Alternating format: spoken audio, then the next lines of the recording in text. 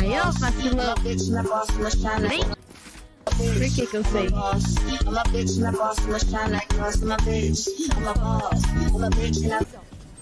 Eu falo desse jeito só com o seu.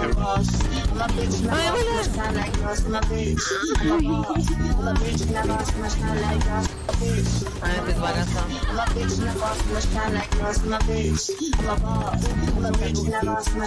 Sabe aqueles alarmes de 99 que tu... Chega! Que loucura foi essa? Olha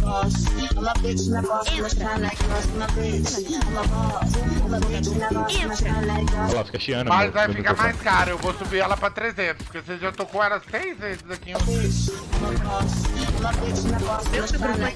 Aqui nós temos tensão no AU4, corrugador de supercílios, tensão embaixo das pálpebras inferiores, tensão nas pálpebras superiores, lábios levemente pressionados e o ponto-chave para caracterizar a raiva aqui é a alteração no fluxo cardiorrespiratório.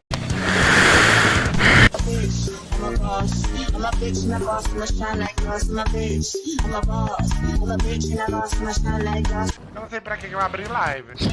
Só acabei de arrepender. Por quê? Porque eu diverto esse moleque me irritando nesse chat. Falei, Eu eu tô vou abrir. falando mais que a puta. Não.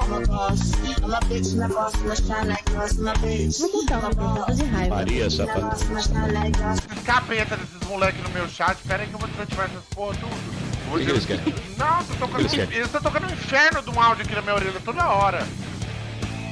Pronto, você está feliz? Capeta! Inferno! Demônio!